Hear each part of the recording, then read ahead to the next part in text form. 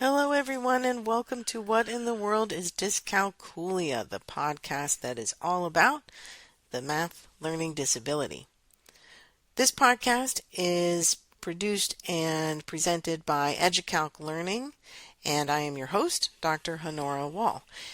You can find out more about today's topics or anything else related to dyscalculia at educalclearning.com or visit our nonprofit organization, www.thedtri.org, Dyscalculia Training and Research Institute. And I'm looking forward to having more information about that nonprofit for you pretty soon. We're working on a project right now for increasing awareness and getting some informational brochures into the hands of school counselors so that there's some information you can hand out directly to parents, students, and teachers who are curious about the math learning disability. And I'm glad that you are with me today on this podcast episode. I wanted to share with you a story that happened at a recent conference I was speaking at.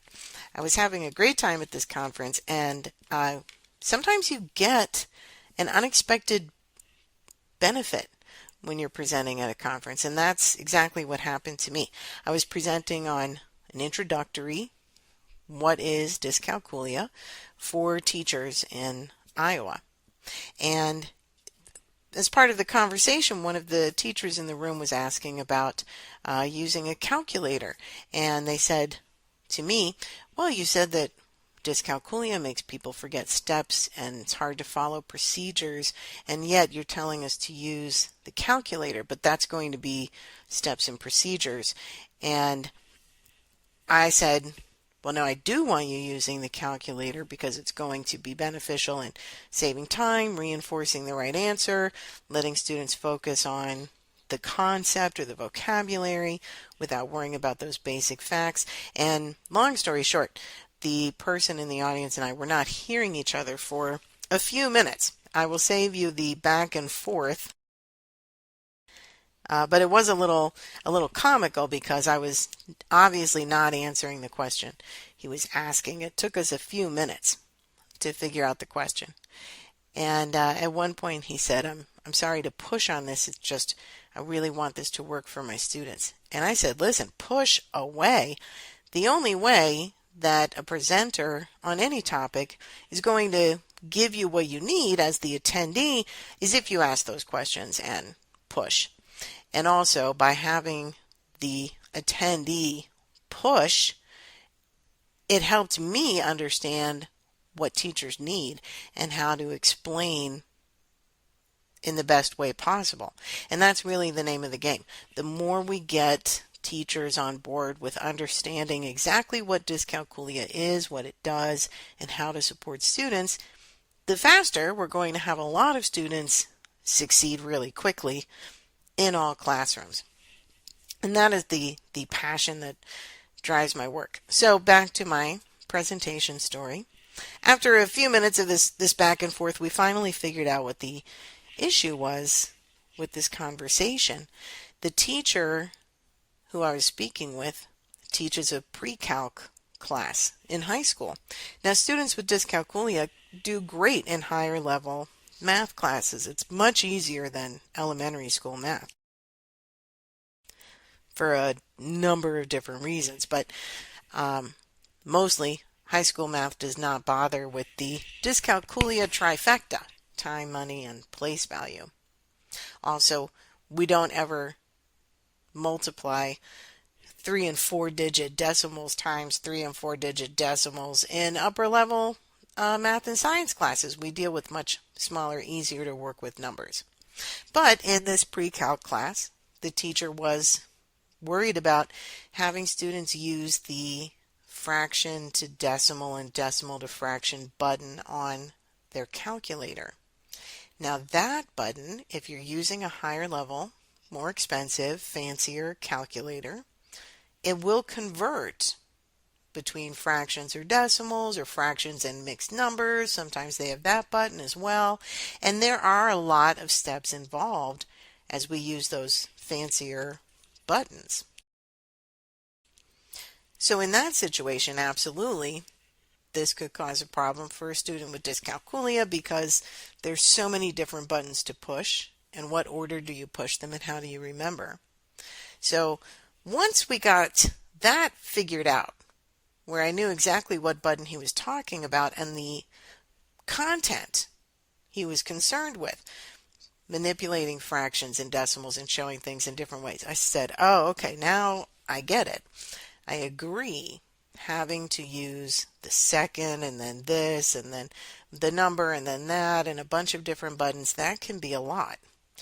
I prefer and I suggest that instead you simply teach students that any fraction represents division. Top number divided by bottom number. I don't care if it's 12 over 2, you can put 12 divided by 2 in the calculator. If it's 2 over 12, you would put 2 divided by 12 into the calculator. And there's a few reasons why this is so important.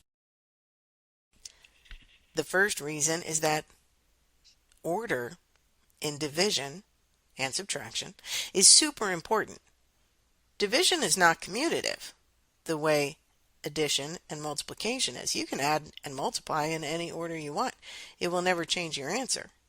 But in subtraction and division, that is absolutely not the case. It will completely give you the wrong answer. That is actually an issue that students who do not have dyscalculia, who just have low numeracy, or who have no math struggles at all, find as a stumbling block. They'll look at a problem and we drill this idea that mental math is the be-all, end-all of everything. The eye sees a 12 and a 2, and the mind could care less what the order is in. It'll just spit out, oh, it's 6. Well, if you had 12 over 2, that would divide to 6, but if you have 2 over 12, it absolutely will not.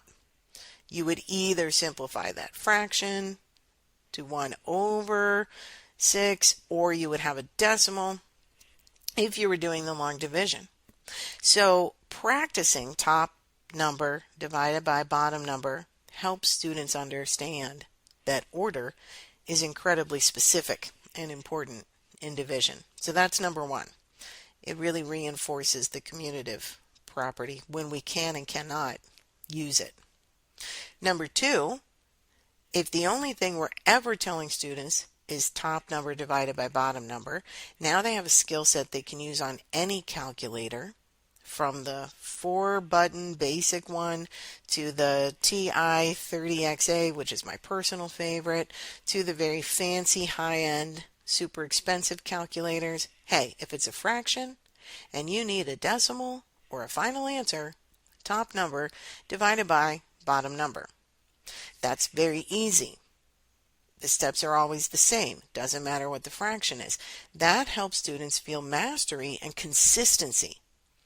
That feeling of consistency and knowing what to do every single time is missing quite a bit for students who have dyscalculia and low numeracy and any sort of background issues that have gotten in the way of them building a strong math foundation. Whenever you can build consistency in the steps, then the student can build on their mastery. So that's the second reason why it's very important. And then my third reason for why this is such an important skill is that it's very clear and direct. We don't have to worry so much about a student forgetting the steps because top divided by bottom, and if they do that from 4th grade through college algebra, then they never have to learn a different way depending on the different calculators.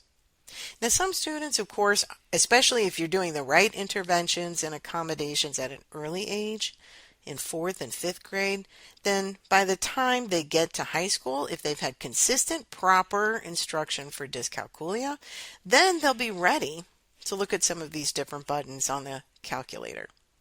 And certainly there are times, especially if we're finding the cubed root or higher than a cubed root of a number, where we really need those second function buttons. And if we're doing statistics and we're using some of the fancier Texas Instruments or other calculators, there's plenty out there. The more impressive they are and the more expensive they are, the more confusing they can be. So we need to spend time with our students figuring out their comfort level, their strengths and weaknesses, showing them exactly what to do on the calculator. If there are multiple steps, especially in higher level math, I would have them write those steps down. And they have those steps with them, with or without a worked example, but at least the notes, when they're taking their assessments. Formative, summative, quizzes, tests, whatever it is. Let them have that reminder. In this situation, I follow these steps.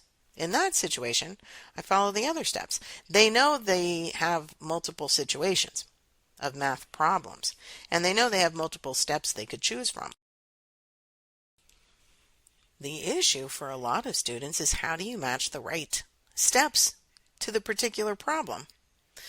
And feeling that lack of certainty undermines the whole thing. It really knocks down the whole house of cards. So if we want students to show what they know, then we're just going to help them make sure they've got the right tool.